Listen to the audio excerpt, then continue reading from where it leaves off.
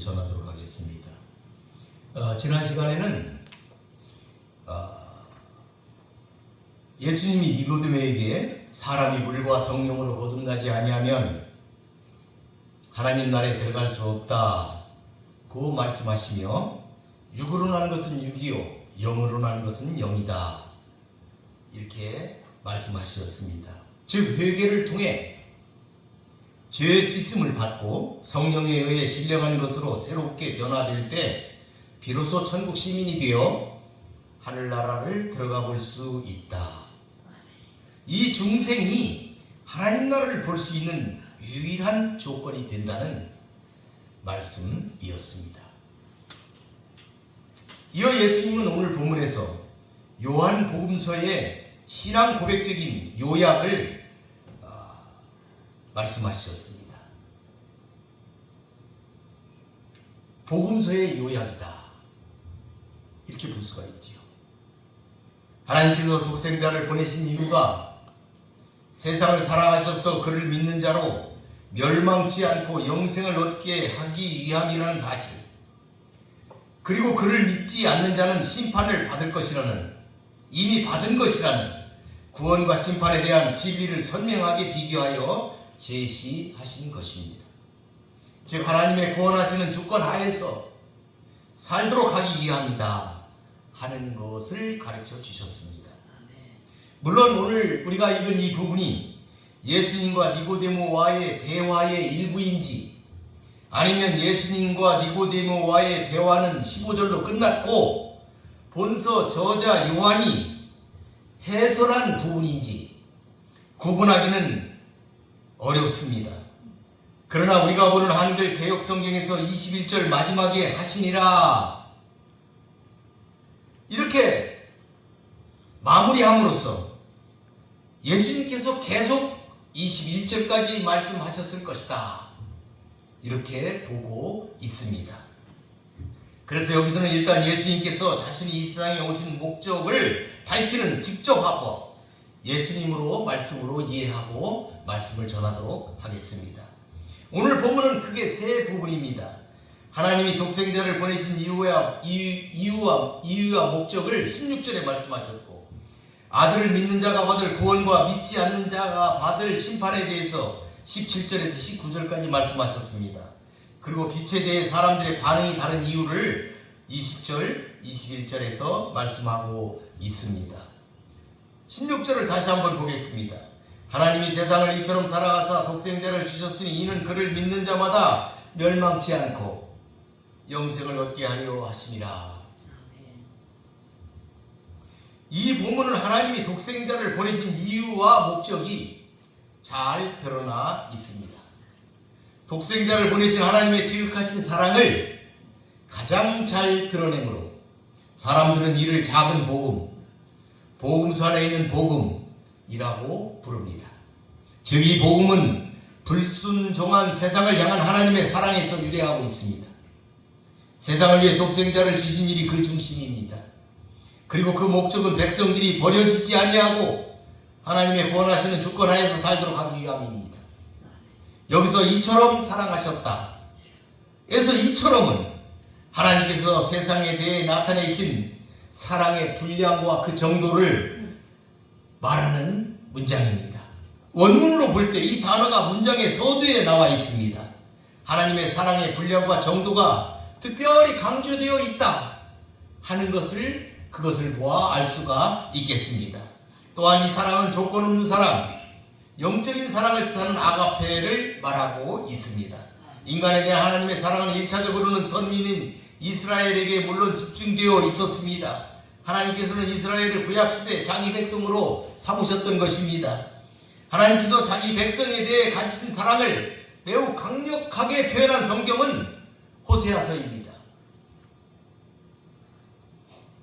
이러한 구약의 말씀을 통해 하나님의 사랑은 이스라엘에게만 해당된다고 여기고 있던 유대인들은 하나님께서 이처럼 세상을 사랑하셨다는 본절의 예수님의 선포에 대해 의아하게 생각했을 수도 물론 있습니다.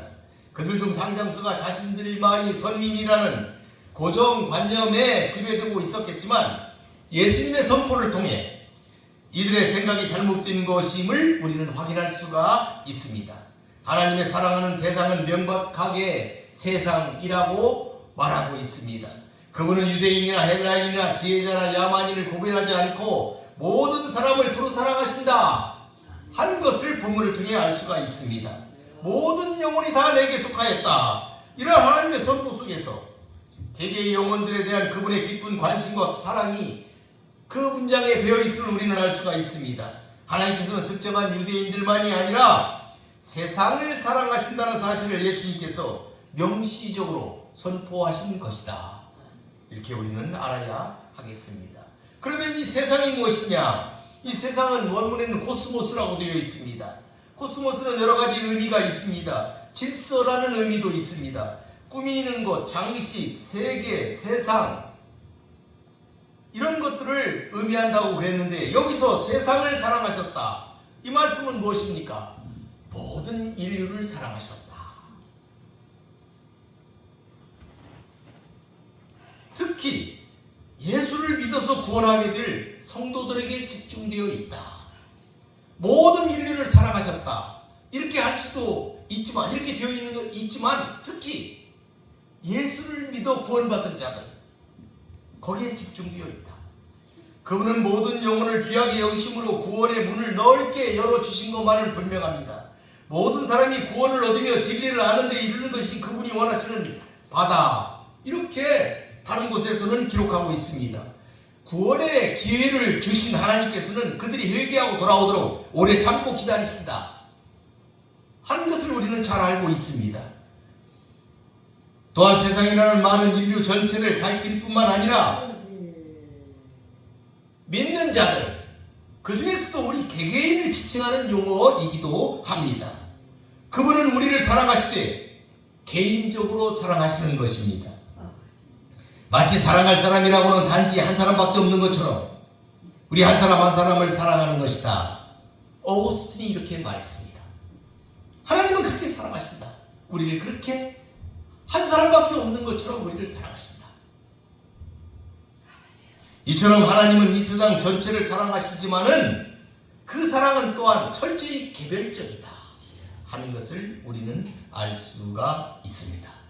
멸망치 않고 이렇게 말씀하셨습니다.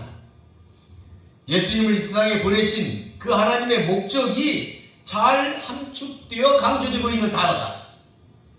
비록 성부 하나님께서는 독생자 그리스도를 믿어 멸망에 이르지 않게 하시려고 사랑하는 아들을 보내셨다 하는 것을 본문을 통해 알 수가 있다 이 말입니다. 이것은 예수 그리스도 밖에 있는 모든 이들의 상황이기도 합니다. 멸망, 예수가 없는 모든 사람은 멸망, 즉 영원한 죽음의 절망적인 운명에 갇혀 있다 하는 것입니다. 그러나 예수님을 믿는 자들은 이것에서 벗어나 영원한 생명을 얻게 됩니다. 독생자 예수님을 보내신 아버지께서 원하시는 바가 바로 이것입니다. 영원한 생명. 우리 모두 이 예수를 믿어 영원한 생명을 얻는 성도가 되시기를 바라겠습니다. 17절에 보니까 하나님이 그 아들을 세상에 보내신 것은 세상을 심판하려 하심이 아니요 그로 말미암아 세상이 구원을 받게 하려 하심이다. 본문에서 19절까지는 아들을 믿는 자가 받을 구원, 그리고 믿지 않는 자가 받을 심판에 대해서 말하고 있습니다. 본절은 하나님께서 독생자를 이 땅에 보내신 이유에 대한 16절의 내용을 다시 한번 설명하는 것입니다. 하나님께서는 세상을 심판하기 위해 그 아들을 세상에 보내신 것이 아니다 하는 것을 기록하고 있습니다. 예수님 당시 유대인들은 메시아가 이스라엘만 구원하고 이방인들을 심판하기 위해서 오시는 분으로 잘못 알고 있었습니다. 그렇게 알고 있었습니다. 그러나 본문은 유대인의 이런 생각은 잘못된 것이며 예수님께서는 이스라엘뿐만 아니라 이 세상을 구원하시기 위해 오셨음을 분명하게 밝히고 있습니다. 만일 하나님께서 죄인을 재판하기 위해서 심판하기 위해서 독생자 예수님을 이 세상에 보내셨다면 단 한 사람도 형벌을 피할 수가 없을 것입니다. 세상에는 의인이 하나도 없기 때문입니다. 로마서 3장에 기록하고 있습니다. 성경은 모든 사람이 죄를 지었다고 선포하고 있습니다. 인류가 처한 이와 같은 절망적인 상태를 아신 하나님께서는 세상을 정죄하고 사람들을 형벌할 목적으로 예수님을 보내신 것이 아니라 구원하기 위해서 보내주셨다 하는 것입니다. 유일한 구원의 기회를 세상 모든 사람들에게 부여하신 것이다.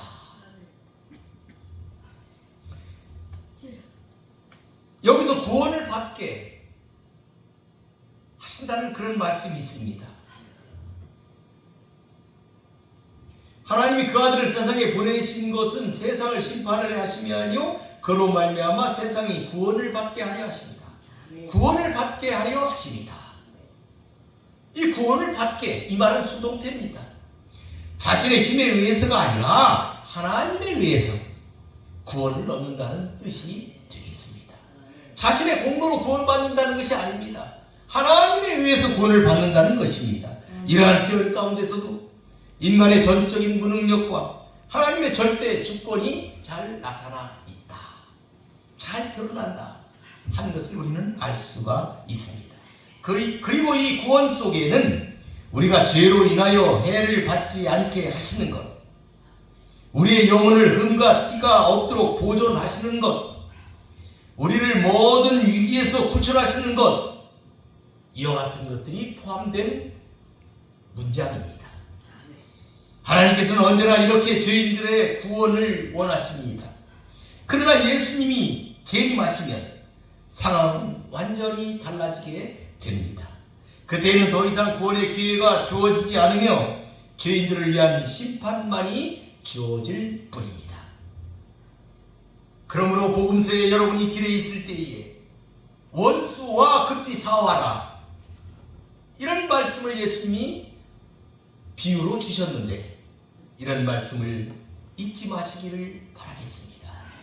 우리가 구원 얻을 수 있을 때에, 우리가 아직 가는 도상에 있을 때에, 우리가 천국에 아직 이르는 도상에 있을 때에 죄를 회개하고 하나님과 사화하는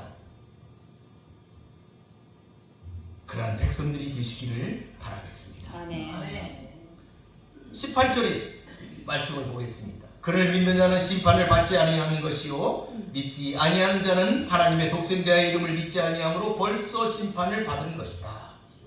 벌써 심판을 받았다.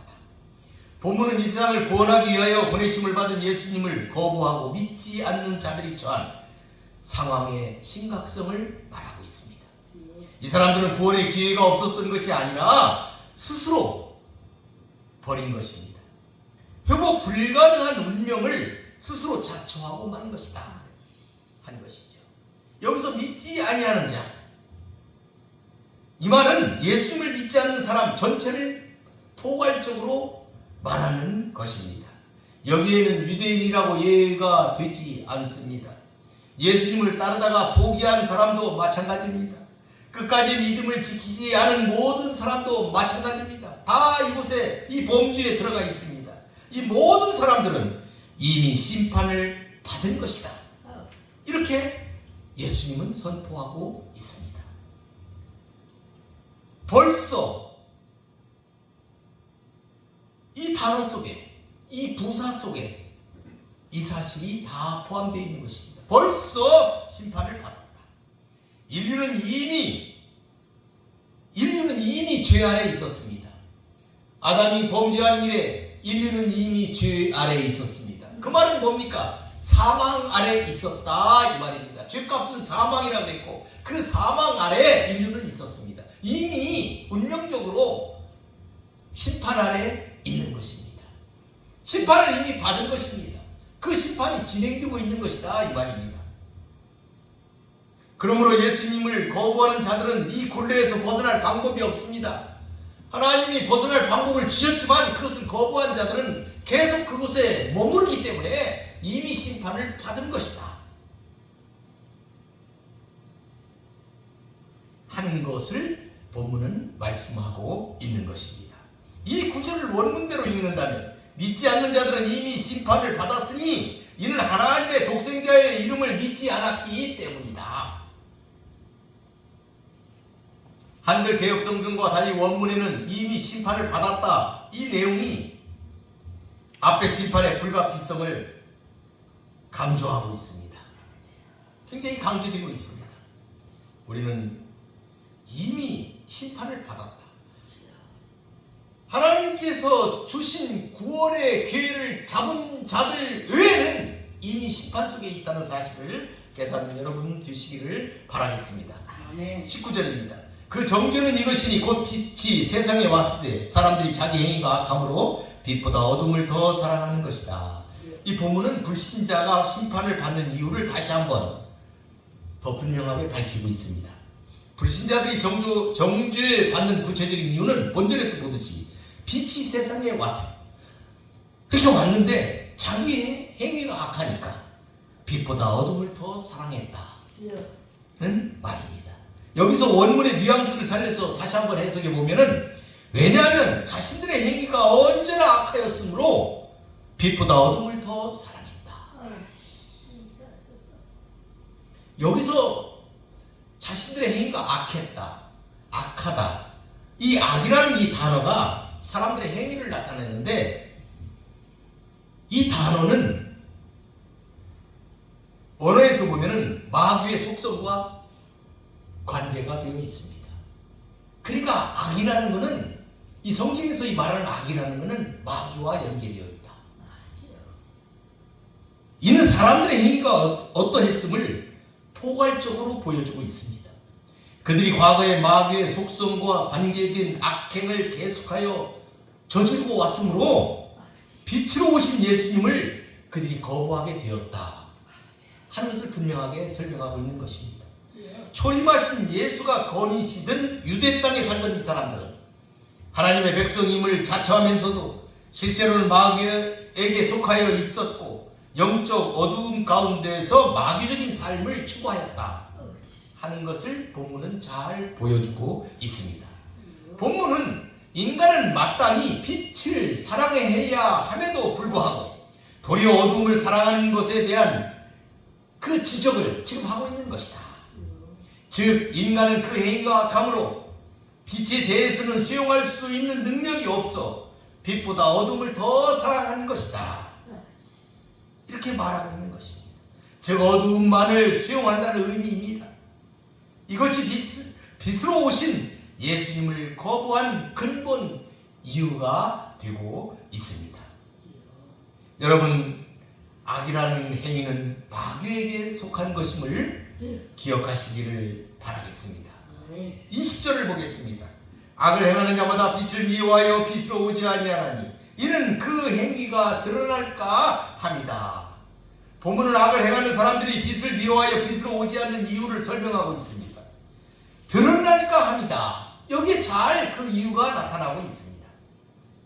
이를 직역하면 폭로되지 않게 하고자, 그는 죄를 깨닫게 되지 않고자 그래서 빛으로 오지 않는다 하는 말씀입니다. 유대인들은 바로 이 점, 그 자신들의 악행이나 불의가 공공연하게 드러나 회개를 요구받게 될 것을 두려워했던 것입니다. 그러니까 잘못이 드러나면은 그것을 고쳐야 된다, 이 지적을 받는 것이 두려웠어요.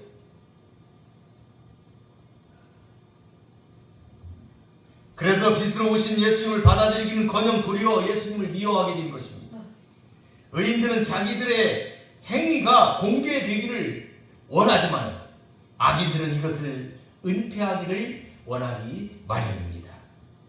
우리도 자기 행위를 살펴볼 때 공개되더라도 무방한 것보다 공개되어서는 곤란한 것들이 더 많다면 우리는 회개하여야 합니다.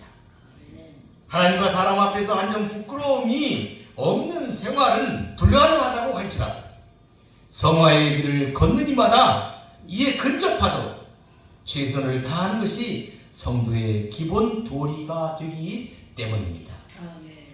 우리도 성도로서 늘 성화의 삶을 사시는 여러분 되시기를 바라겠습니다. 21절 보겠습니다. 진리를 따르는 자는 빛으로 오나니 이는 그 행위가 하나님 안에서 행한 것임을 나타내려 함이라 하십니다. 본절은 앞선 20절과 반대로 진리를 쫓는 자들의 생활 방식을 나타내고 있습니다. 이 사람들의 가장 두드러진 특징은 하나님 안에서 행한다는 것, 그리고 빛으로 나온다는 것입니다. 여기서 행한 것은 성취한 것이나 실행한 것입니다. 무슨 일이든지 하나님 안에서 성취하거나 실행하였다면 은폐시키려 할 이유가 전혀 없기 때문입니다. 즉 빛의 신 예수님께로 나오지 못할 까닭이 없는 것입니다. 주님의 이 말씀은 자기에게로 오기를 거부하는 유대인들의 실상을 간접적으로 지적하는 것처럼 보이기도 합니다. 본문의 하나님 안에서, 이 말은 하나님 앞에서 이렇게 하면 의미가 좀 더 명확해집니다. 하나님 앞에서 행한다는 것, 곧 언제나 그분을 의식하고 행하는 것입니다.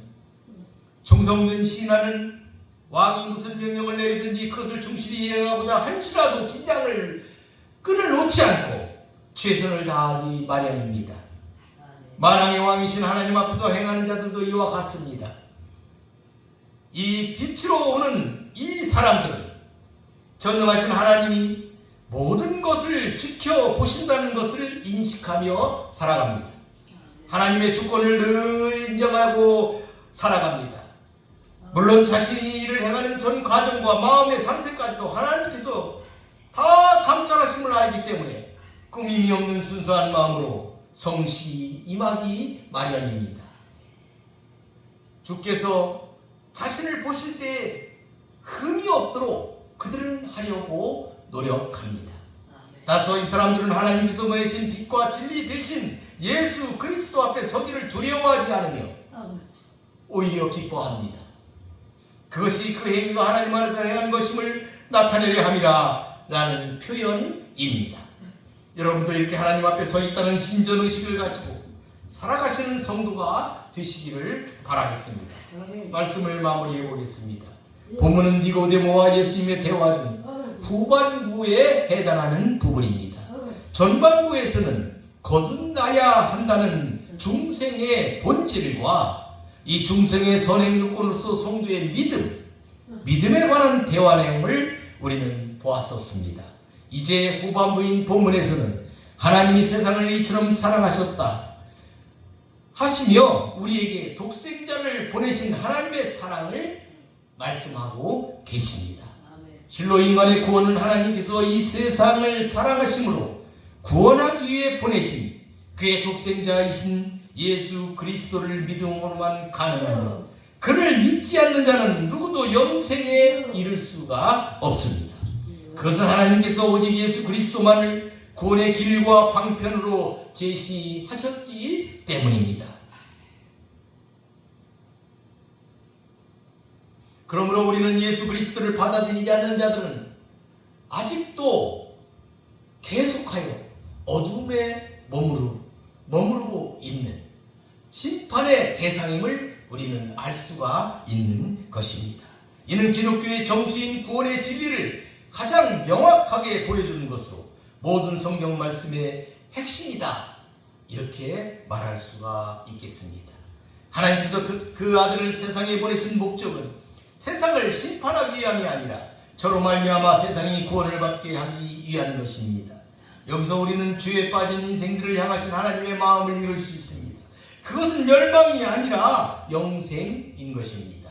우리는 하나님이신 아버지가 마치 집 나간 당자를 기다리는 것처럼 기다리신다는 것을 깨달으며 이 복음을 전파하여야 하겠습니다. 그러나 믿지 않는 자는 벌써 심판을 받았다고 가르치고 있습니다. 그 정죄는 바로 빛이 세상에 왔으나 자신의 행위가 악함으로 빛보다 어둠을 더 사랑한 것입니다. 자기 행위가 드러날까 두렵기 때문이다. 이렇게 성경은 말씀하고 있습니다. 그러나 진리를 따르는 자는 빛으로 옵니다.